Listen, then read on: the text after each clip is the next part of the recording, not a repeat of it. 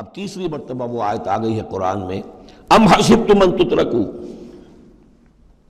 ام حسبتم ان تدخلوا الجنة ولما يأتكم مثل الذين خلوا من قبلكم مستهم البأساء والضراء وزلزلوا حتى يقول الرسول والذين معه متى نصر الله الا ان نصر الله قریب۔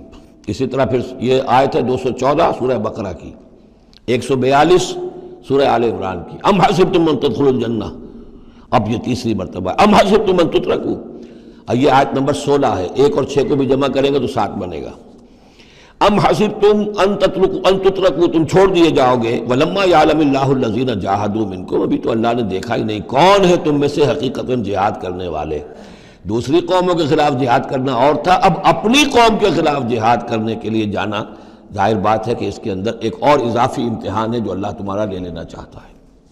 وَلَمْ يَتَّخِذُوا مِن دُونِ اللَّهِ وَلَا رَسُولِهِ وَلَا الْمُؤْمِنِينَ وَلِيًّا، اور دیکھ لینا چاہتا ہے اللہ کہ کون ہیں وہ لوگ کہ جو اللہ کے سوا اور اس کے رسول کے سوا اور اہل ایمان کے سوا کسی کے ساتھ دلی تعلق، دلی محبت اور دلی رازداری کا کوئی تعلق نہیں رکھتے۔ یہ رشتے جب تک کٹیں گے نہیں ایمان کی تلوار سے، اس وقت تک تمہارا خلوص جو ہے اللہ کے ساتھ اور دین کے ساتھ وہ کیسے ثابت ہوگا؟ واللہ خبیر بما تعملون، اور جو کچھ تم کر رہے ہو اللہ اس سے باخبر ہے۔ ما کان للمشرکین ان یعمروا مساجد اللہ، ان مشرکوں کا تو یہ حق نہیں ہے کہ وہ آباد کریں اللہ کے گھروں کو۔ یہ مسجد ہے، اللہ کا گھر ہے، یہ بیت اللہ ہے، یہ مشرکین اس کے متولی بنے بیٹھے ہیں، ان کا کوئی حق نہیں ہے۔ یہ توحید کا مرکز ہے بیت اللہ۔ ما کان للمشرکین، نہیں ان کا یہ حق، ان یعمروا مساجد اللہ، یہ متولی بنے بیٹھے ہوئے ہیں اس کے، شاہدین علی انفسہم بالکفر، اپنے اوپر کفر کی گواہی دیتے ہوئے، یعنی اعلانیہ کافر ہیں، مشرک ہیں، اور پھر اس بیت اللہ کے متولی بنے ہوئے۔ اولئک حبطت اعمالہم، ان کے سارے اعمال حبط ہو گئے، یعنی حاجیوں کی خدمت کر دی، پانی پلا دیا، یہ کر دیا، وہ کر دیا، ان کی کوئی حیثیت اللہ کی نگاہ میں نہیں ہے۔ ان کے جو شرک ہے اور کفر ہے اس نے ان کے تمام اعمال حبط کر دیے۔ وفی النار ہم خالدون، اور آگ ہی میں وہ رہیں گے ہمیشہ ہمیشہ۔ انما یعمر مساجد اللہ من آمن باللہ والیوم الآخر، مسجدیں اللہ کی مسجدوں کو آباد کرنا تو ان کا حق ہے جو ایمان لائے اللہ پر اور یوم آخر پر، واقام الصلاۃ، اور نماز قائم کریں، وآت الزکوٰۃ، اور زکوٰۃ ادا کریں، ولم یخش الا اللہ، اور نہ ڈرے کسی سے سوائے اللہ کی۔ فعسیٰ اولئک ان یکونوا من المہتدین، تو ایسے لوگ ہیں کہ جن کے بارے میں توقع ہے کہ وہ راہ یاب ہوں گے اور منزل مراد تک پہنچ جائیں گے۔ اجعلتم سقایۃ الحاج وعمارۃ المسجد الحرام کمن آمن باللہ والیوم الآخر، کیا تم نے حاجیوں کو پانی پلانا اور مسجد حرام کو آباد رکھنا اس کو برابر کر دیا ہے اس کے کہ جو شخص ایمان لایا اللہ پر اور یوم آخر پر، وجاہد فی سبیل اللہ، اللہ کی راہ میں جہاد کرے؟ یہ مشرکین مکہ، مشرکین قریش جو کیا کرتے ہیں، ان کا یہی کریڈٹ ان کا کیا ہے کہ جو ہے بیت اللہ کو آباد رکھا ہوا ہے، حاجی آ رہے ہیں تو ان کی خدمت کر رہے ہیں، انہیں دودھ پانی پلا رہے ہیں، تو بس یہ تو کیا یہ چیزیں برابر ہو گئی ان کے کہ جو ایمان لائے اللہ پر اور یوم آخر پر اور جنہوں نے جہاد کیا اللہ کی راہ میں؟ لا یستوون عند اللہ، یہ دونوں برابر نہیں اللہ کے نزدیک۔ واللہ لا یہدی القوم الظالمین، اور اللہ ایسے ظالموں کو ہدایت نہیں دیتا۔ الذین آمنوا وہاجروا وجاہدوا فی سبیل اللہ باموالہم وانفسہم، وہ لوگ جو ایمان لائے، جنہوں نے ہجرت کی، پھر جہاد کیا اللہ کی راہ میں اپنے مالوں سے اور اپنی جانوں سے، اعظم درجۃ من عند اللہ، ان کا بہت بلند و بالا اور بہت عظیم رتبہ ہے اللہ کے نزدیک۔ واولئک هم الفائزون، اور حقیقت میں وہی ہیں کامیاب ہونے والے۔ یبشرہم ربہم برحمت منہ ورضوان، انہیں بشارت دیتا ہے ان کا رب اپنی رحمت، خاص اپنے خزانہ فضل سے رحمت کی، ورضوان، اور رضامندی کی، وجنات لہم فیہا نعیم مقیم، اور ان باغات کی کہ جن کے اندر بہت ہمیشہ رہنے والی نعمتیں ہوں گی، خالدین فیہا ابدا، جن میں وہ رہیں گے ہمیشہ ہمیش۔ ان اللہ عندہ اجر عظیم، یقیناً اللہ تعالیٰ ہی کے پاس بہت بڑا اجر ہے۔ یا ایھا الذین آمنوا لا تتخذوا آباءکم واخوانکم، اب چونکہ کچھ مسلمانوں کو جیسا کہ میں نے عرض کیا یہ ہوگا کہ آخر وہ ہمارے باپ ہیں، وہاں پہ بھائی ہیں، اب یہ جنگ ہوگی، چلیے ابھی تک امید تھی کہ وہ لوگ شاید ایمان لے آئیں تو ہمارے ساتھ ہو جائیں، ابھی تک وہ ایمان نہیں لائے ہیں، اب اگر ادھر سے چڑھائی ہوگی ہمیں جانا پڑے گا، اپنے ہاتھوں جو ہے وہ اپنے رشتہ داروں کو، اپنے بھائی بندوں کو قتل کرنا پڑے گا۔ یہ چیز جو رکاوٹ بن رہی تھی، تو ذرا اب اس کے اوپر ایک ضرب لگ رہی ہے ان دو آیتوں میں، اور قرآن مجید کی اہم ترین آیتوں میں سے اگلی آیت ہے جو آئے گی اس کے بعد، آیت نمبر 24، یا ایھا الذین آمنوا لا تتخذوا آباءکم واخوانکم اولیاء، اے اہل ایمان اپنے باپوں اور بھائیوں کو اپنے ولی اور دوست اور حمایتی مت سمجھو، مت بناؤ، ان استحبوا الکفر علی الایمان، اگر انہوں نے ایمان کے مقابلے میں کفر کو پسند کیا ہے۔ اگر اب بھی تمہارے دل میں ان کے لیے محبت ہے اور تمہارے دل میں وہ تعلق جو ہے موجود ہے، تو اس کا مطلب یہ ہے کہ پھر ایمان کے ساتھ رشتہ تمہارا مضبوط نہیں ہے، اللہ کے لیے غیرت نہیں ہے، دین کے لیے، توحید کے لیے غیرت نہیں ہے۔ یا ایھا الذین آمنوا لا تتخذوا آباءکم واخوانکم اولیاء ان استحبوا الکفر علی الایمان ومن یتولہم منکم، تو جو کوئی بھی ان کے ساتھ وہ ولایت کا تعلق رکھے گا، دوستی اور جو پشت پناہی کا، فاولئک ھم الظالمون، تو خود وہ بھی پھر ظالموں میں شریک ہو جائیں گے۔ اب وہ آیت آ رہی ہے، خاصی طویل آیت ہے اور یہ بہت ہی اہم آیت ہے۔ قل، اے نبی ان سے کہہ دیجئے، ان کان آباؤکم وابناؤکم واخوانکم وازواجکم وعشیرتکم واموال اقترفتموها وتجارۃ تخشون کسادها ومساکن ترضونها احب الیکم من اللہ ورسولہ وجہاد فی سبیلہ فتربصوا حتی یاتی اللہ بامرہ واللہ لا یہدی القوم الفاسقین۔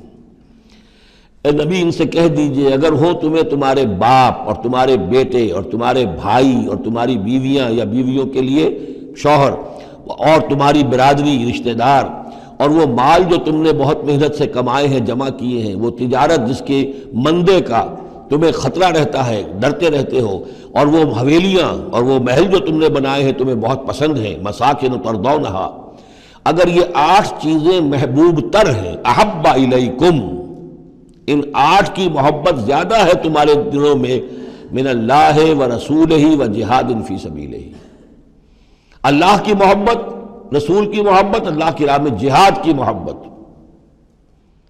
اگر یہ 3 محبتیں کم ہیں، وہ زیادہ ہیں، فتربصوا، تو جاؤ انتظار کرو، دفع ہو جاؤ، فتربصوا، جاؤ انتظار کرو، حتی یاتی اللہ بامرہ، یہاں تک کہ اللہ اپنا فیصلہ سنا دے، واللہ لا یہدی القوم الفاسقین، اللہ ایسے فاسقوں کو راہیاب نہیں کرتا۔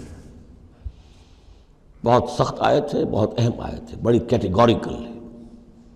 ہر شخص اپنے باطن میں ایک ترازو نصب کرے، اپنے باطن میں، کسی اور کو نہ ناپیے تولیے، یہ اپنے آپ کو تولیے۔ بل الانسان علی نفسہ بصیرہ، انسان اپنے آپ سے خوب واقف ہے۔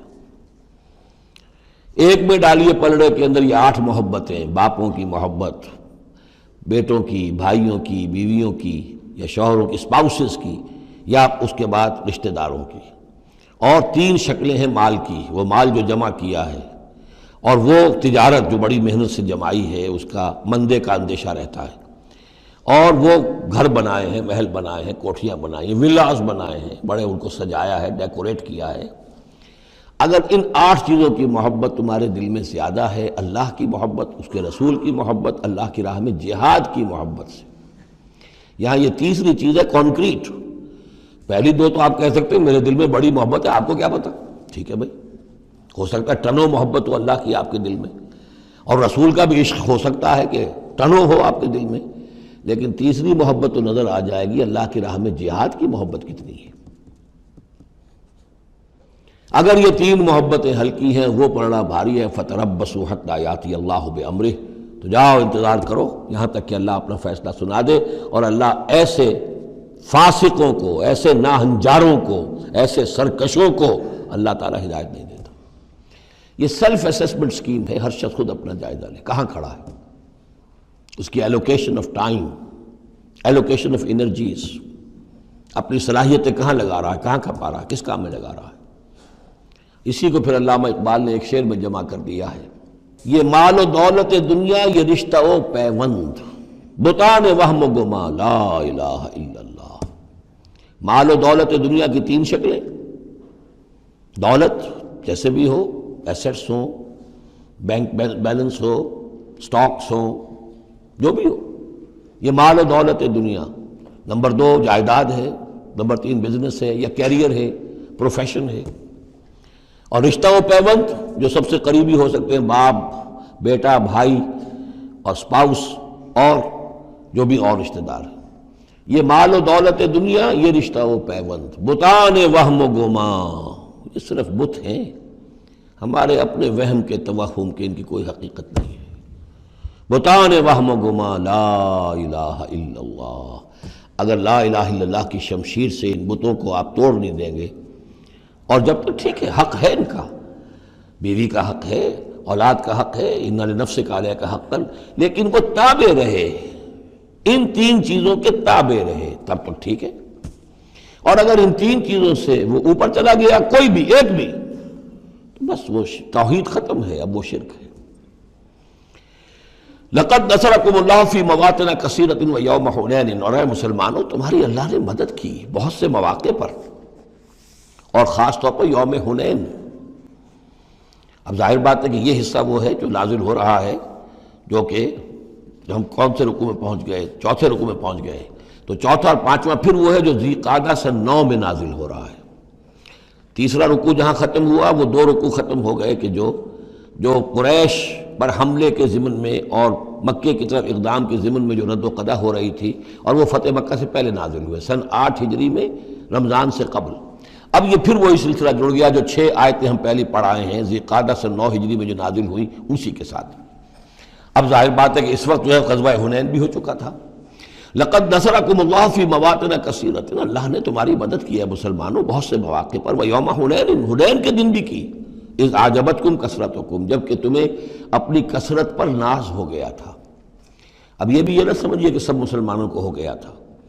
حضور جب فتح مکہ کے وقت آئے ہیں مکے میں تو 10,000 مسلمان آپ کے ساتھ تھے، پھر اس کے بعد آپ نے جب طائف پر حملے کا فیصلہ کیا اور اس کے بعد آپ میدان میں نکلے اور حنین کی جنگ ہوئی ہے تو 12,000 کا لشکر آپ کے ساتھ تھا۔ 10,000 وہ تھے اور 2,000 یا تو وہ لوگ تھے جو فتح مکہ کے بعد ایمان لائے، 9 مسلم سمجھ لیجئے اسی وقت جو ایمان لائے، اور یا ابھی وہ مشرک ہی تھے لیکن چونکہ اب وہ رعایا ہو گئے مسلمانوں کی تو وہ بھی گویا کہ شریک تھے اس میں ان کے خادموں اور معاونین کی حیثیت سے۔ 12,000 کا یہ لشکر جب گزر رہا تھا ایک وادی سے، اور اس وادی کے دونوں طرف پہاڑیاں تھیں، تو جو تیر انداز تھے اور وہ بہت ہی نشانے والے لوگ تھے، تو انہوں نے مورچے بنا رکھے تھے پہاڑیوں کے اوپر، ان کے اوپر سے تیروں کی بوچھاڑ آئی ہے، تو یہ نشیب میں ہے، وادی میں ہے، اوپر سے بیراج آ رہا ہے، اس کے نتیجے میں بھگدڑ مچ گئی۔ بعض روایات میں تو آتا ہے کہ حضور کے ساتھ صرف 30-40 آدمی رہ گئے، علامہ شبلی نے یہی لکھا ہے 30-40 آدمی رہ گئے، لیکن سید سلیمان ندوی نے پھر اپنے استاد سے اختلاف کرتے ہوئے اسی میں سیرت النبی میں نوٹ دیا کہ نہیں 300-400 آدمی رہ گئے تھے، لیکن 300-400 آدمی بھی رہ جائیں 12,000 میں سے تو بھگدڑ بہت بڑی۔ اس وقت پھر حضور خود اپنی سواری سے اترے ہیں، علم اپنے ہاتھ میں لیا ہے، رجز آپ نے پڑھا ہے، انا النبی لا کذب انا ابن عبد المطلب، میں نبی ہوں اس میں کوئی شک نہیں، چاہے یہ 12,000 میرا ساتھ دے تب بھی نبی ہوں، کوئی ساتھ نہ دے تب بھی نبی ہوں، اور میں عبد المطلب کا بیٹا یعنی پوتا میدان میں موجود ہوں۔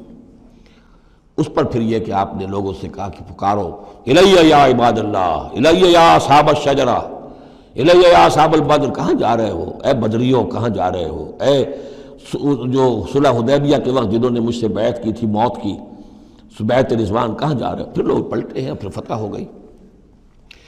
اذ اعجبتکم کثرتکم، جب کہ تمہیں اپنی کثرت پر ناز ہو گیا تھا، فلم تغن عنکم شیئا، تو وہ کثرت تمہیں کچھ نہ بچا سکی، کچھ کام نہ آ سکی تمہارے، وضاقت علیکم الارض بما رحبت، اور تم پر زمین اپنی پوری فراخی کے باوجود تنگ آ گئی، تنگ پڑ گئی، تنگ ہو گئی، ثم ولیتم مدبرین، اور پھر تم پیچھے پیٹھ موڑ کر بھاگے، ثم انزل اللہ سکینتہ علی رسولہ، پھر اللہ نے نازل فرمایا اپنی طرف سے سکون اور تسکین اپنے رسول پر، وعلی المومنین، اور اہل ایمان پر، وانزل جنودا لم تروها، اور اس وقت بھی اللہ نے ایسے لشکر بھی اتارے جنہیں تم نے نہیں دیکھا، وعذب الذین کفروا، اور عذاب دیا کافروں کو، وذالک جزاء الکافرین، اور یقیناً یہ کافروں کا بدلہ یہی ہے۔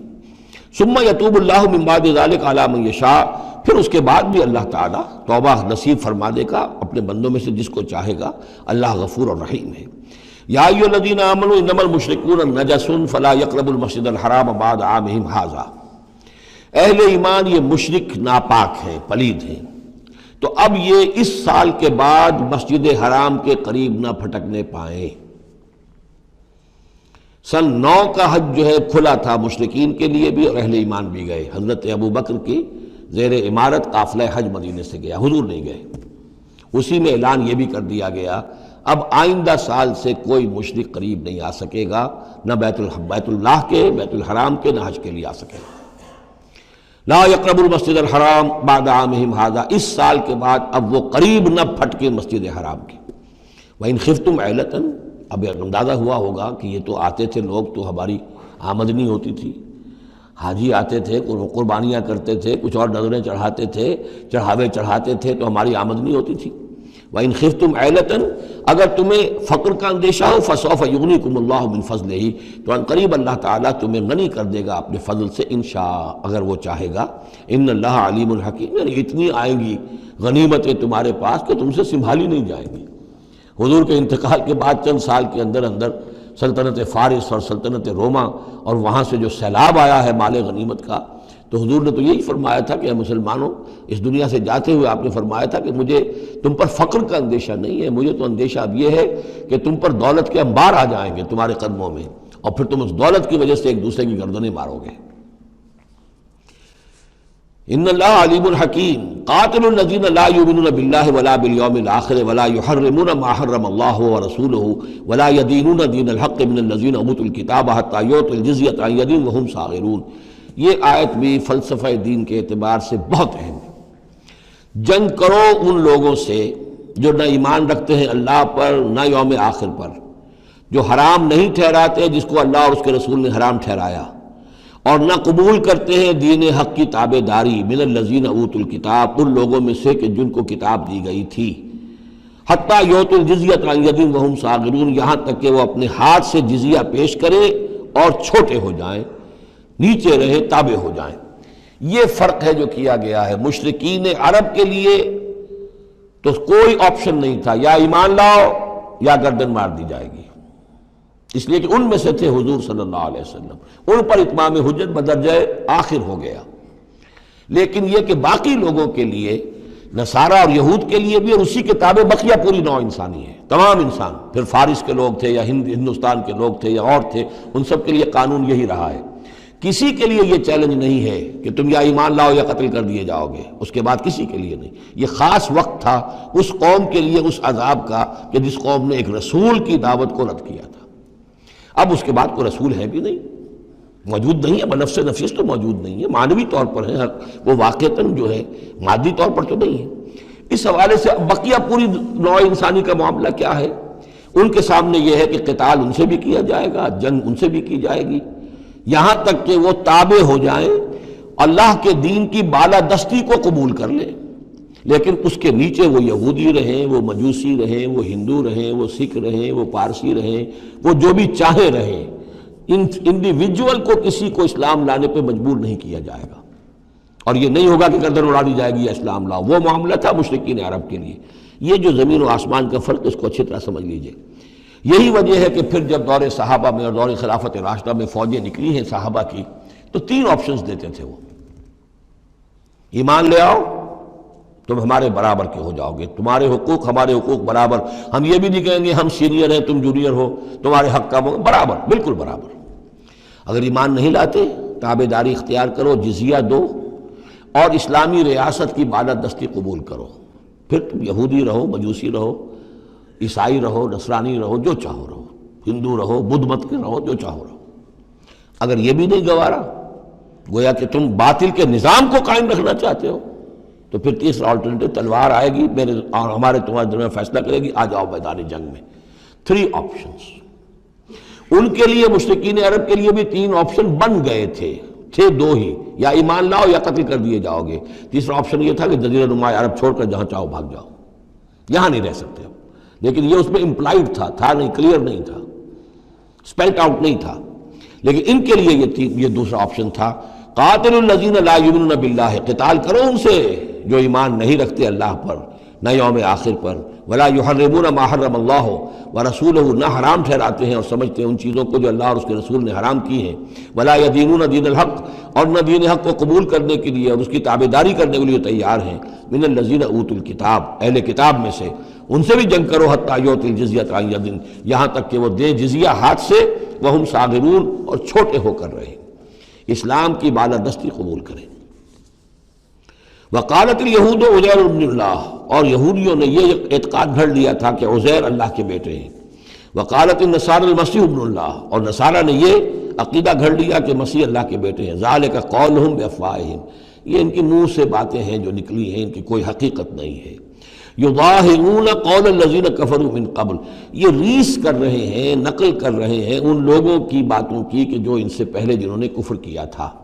یہ میں اشارہ کر چکا تھا کہ متھرائزم یہ ایک مذہب تھا پرانا، اور خاص طور پر مصر اس کا بہت بڑا مرکز تھا۔ تو جب یہ سینٹ پال نے جب تبلیغ شروع کی ہے عیسائیت کی، اور وہ وہاں سے پھر بات جو ہے آگے بڑھی ہے، اور جینٹائلز کے اندر بھی تبلیغ اس نے شروع کی، تو اس نے پھر اپنے مذہب میں ایسے اعتقادات شامل کر لیے کہ یہ جو دوسرے مذہب کے لوگ ہیں وہ آسانی سے ہمارے اس مذہب میں عیسائیت میں آ جائیں۔ تو جو تثلیث مصر میں پہلے سے موجود تھی اسی تثلیث کے نام بدل دیے۔ مصر میں تثلیث تھی god the father, Horus the son of god, and Isis the god mother. تو اللہ خدا اور ایک خدا کی ماں وہ جو آئسس دیوی یعنی اور خدا کا بیٹا، تو اللہ اور عیسیٰ اور مریم، یہ پہلی تثلیث تھی ابتدائی کی جو بنی ہے۔ God the father, Horus the son of god, and Isis the god mother. تو انہوں نے ان کی نقالی کی ہے، اس نقالی میں انہوں نے یہ تثلیث ایجاد کر لی ہے۔ قاتلہم اللہ انا یوفکون، اللہ تعالیٰ انہیں قتل کرے، ہلاک کرے، یہ کہاں سے بچلائے گئے ہیں۔ اتخذوا احبارهم ورهبانهم اربابا من دون اللہ، دوسری جو سب سے بڑی گمراہی ہوئی عیسائیوں میں وہ یہ ہے کہ انہوں نے اپنے احبار اور رہبان کو بھی رب بنا لیا اللہ کے سوا۔ اب یہ جو ہے اس پر اعتراض کیا تھا، اعتراض نہیں سوال کیا تھا حضرت عدی ابن حاتم نے، جو مشہور ہیں حاتم طائی، بہت بڑے جو سخی تھے، وہ تو خیر فوت ہو چکے تھے حضور کی بعثت سے قبل، اور وہ عیسائی تھے۔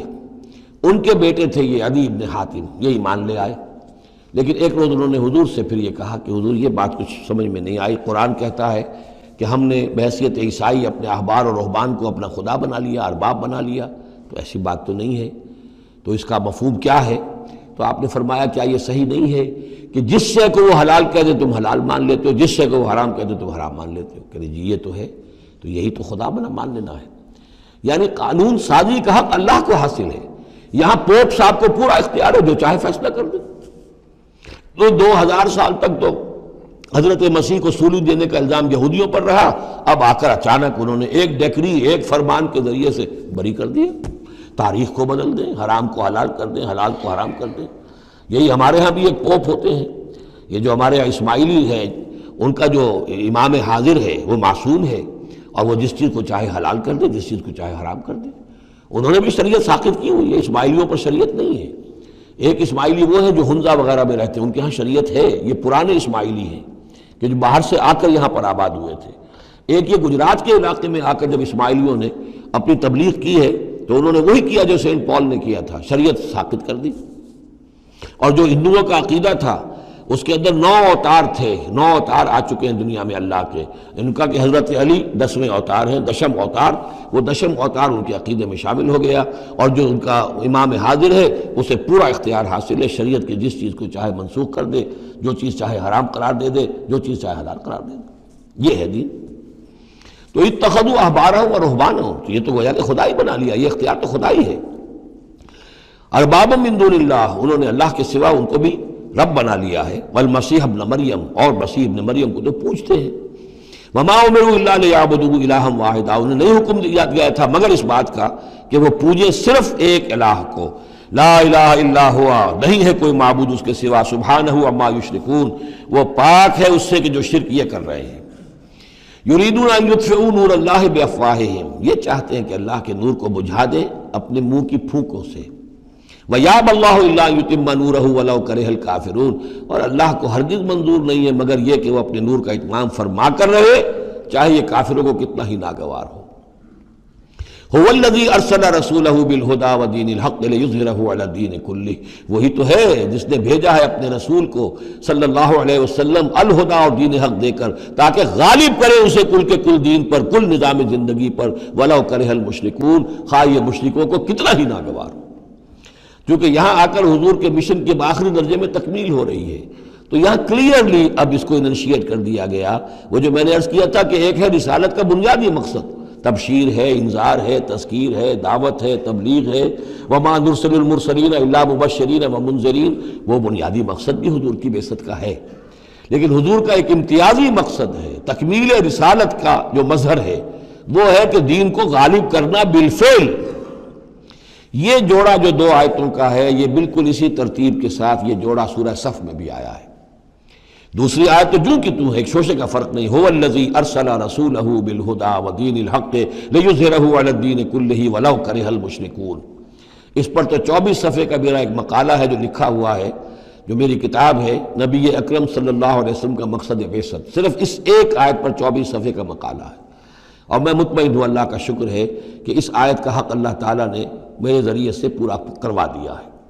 اس میں کسی اعتبار سے، اس لیے کہ لوگ اس میں سے اپنے لیے راستے نکالتے ہیں، چور دروازے، یا تو جی اللہ غالب کرنے والا ہے، کوئی انسان غالب کرنے والے تھوڑا ہی ہیں، اور یہ ہے اور وہ ہے، اس لیے کہ جو آدمی کام چور ہے چاہتا ہے کسی طریقے سے کوئی راہ فرار ہو، بھاگنے کا کوئی راستہ مل جائے، لیکن آپ اگر اس کو پڑھیں گے تو معلوم ہوگا کوئی راستہ فرار کا نہیں ہے۔ ہر جو بھی ممکن ہو سکتی ہے نحوی اعتبار سے، جو امکان ہو، سب کو میں نے لے کر اور ثابت کر دیا ہے کہ اس میں کہیں فرار کا راستہ نہیں۔ البتہ پہلی آیت میں تھوڑا سا فرق ہے، وہ آیت جو ہے وہاں ہے یریدون لیطفئوا، یہاں ہے ان یطفئوا، بس اتنا فرق ہے۔ بافواہہم یریدون لیطفئوا نور اللہ بافواہہم، یریدون ان یطفئوا نور اللہ بافواہہم، وہاں ہے واللہ متم نورہ ولو کرہ الکافرون، یہاں ہے ویابی اللہ الا ان یتم نورہ ولو کرہ الکافرون۔ یہ تو چاہتے ہیں کہ اپنے منہ کی پھونکوں سے، جس کو کہ پھر مولانا ظفر علی خان نے خوب اس کی تعبیر کی ہے، نور خدا ہے کفر کی حرکت پہ خندہ زن، پھونکوں سے یہ چراغ بجھایا نہ جائے گا۔ تو یہ جو چاہتے ہیں کہ اپنی منہ کی پھونکوں سے، اور اس میں ایک طرح کا طنز ہے، یہودی چونکہ سامنے آ کر مقابلہ نہیں کر رہے تھے تو یہ ایسے تھا کہ منہ کی پھونکوں سے بجھانا چاہ رہے ہیں، صرف سازشیں ہیں ان کی، اور جو بھی یہ کر رہے ہیں کبھی سامنے آ کر انہوں نے جنگ نہیں کی۔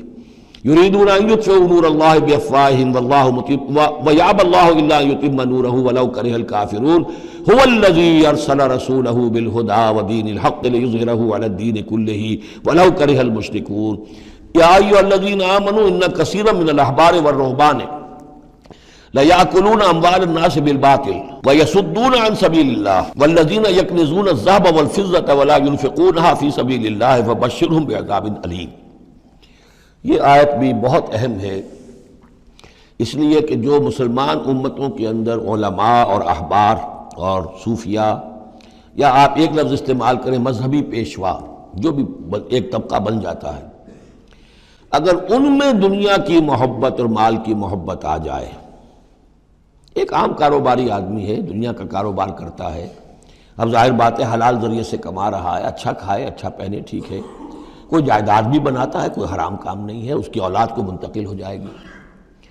لیکن یہ کہ جو شخص دین کی خدمت میں لگا ہوا ہے، اب اسے فرض کیجئے کوئی ہدیہ دے رہا ہے، کوئی اس کو اگر فرض کیجئے تحفہ دے رہا ہے یا کسی طریقے سے، تو دین کے لیے دے رہا ہے۔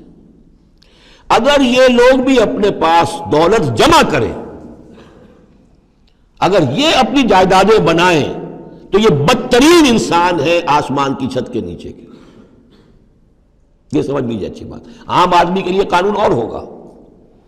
اس حدیث کو ذہن میں لے آئیے، حضور نے فرمایا یوشک ان یاتی علی الناس زمان، مجھے اندیشہ ہے لوگوں پر ایک وقت ایسا آ جائے گا۔ کیسا آ جائے گا؟ لا یبقی من الاسلام الا اسمہ، اسلام میں سے اس کے نام کے سوا کچھ نہیں بچے گا۔ ولا یبقی من القرآن الا رسمہ، قرآن میں سے اس کے رسم الخط کے سوا کچھ نہیں بچے گا۔ مساجدہم عامرۃ، ان کی مسجدیں آباد بہت ہوں گی، شاندار ہوں گی، وہی خراب من الہدی، ہدایت سے خالی ہوں گی۔ وعلماؤہم شر الناس تحت ادیم السماء، اور ان کے علماء آسمان کی چھت کے نیچے کے بدترین انسان ہوں گے۔ من عندہم تخرج الفتنۃ وفیہم تعود، انہی میں سے فتنہ برآمد ہوگا، انہی میں گھس جائے گا۔